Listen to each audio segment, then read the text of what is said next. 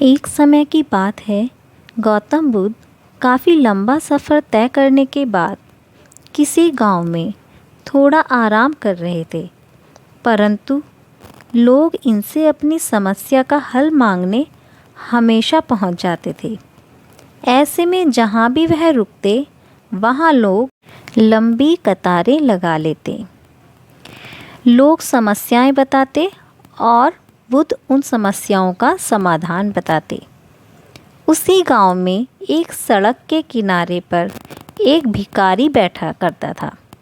वह रोज़ देखता कि लोग अपने दुख दर्द और अपनी गंभीर समस्याओं को लेकर इनके पास आते हैं, और जब वह वहाँ से जाते हैं तो उनके चेहरे खिले रहते हैं और वे मुस्कुराते रहते हैं। भिखारी के मन में विचार आया, क्यों ना मैं भी वहाँ जाकर अपनी समस्याएं बताऊं। किंतु उसे वहाँ जाने से डर लगता था। एक दिन गहरे चिंतन के बाद भिखारी बुद्ध के पास पहुँच गया। लोग लंबी लाइनों में खड़े थे और एक एक करके अपनी समस्याएं बुद्ध को बता रहे थे। ऐसे में गौतम बुद्ध के चेहरे पर सदा मुस्कान रहती थी और वे हमेशा इसी तरह समस्याओं का हल बताते।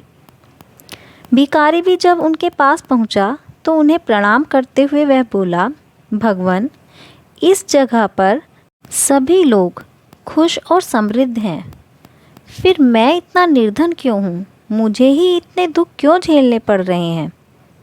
इस पर बुद्ध बोले, तुम गरीब और निर्धन इसलिए हो क्योंकि तुमने आज तक सिर्फ मांगा है, किसी को कुछ नहीं दिया है।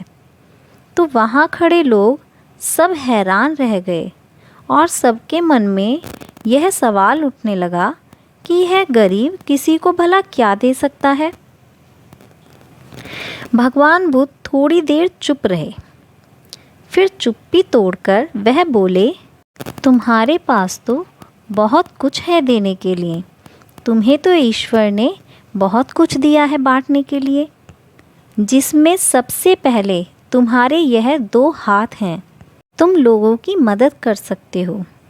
तुम्हारे पास मुस्कुराहट है, जिसे देकर तुम दूसरों में नई ऊर्जा का संचार कर सकते हो।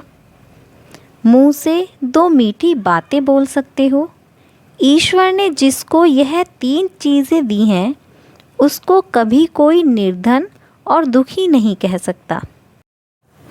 निर्धन होने का विचार तो केवल मन में पनपता है। यह एक भ्रम है जिससे तुम्हें उभरना चाहिए और अपनी ज़िंदगी की नई शुरुआत करनी चाहिए। अगर आपको हमारी यह कहानी पसंद आई है तो हमारी वीडियो को लाइक कीजिए, शेयर कीजिए और हमारे चैनल को सब्सक्राइब कीजिए।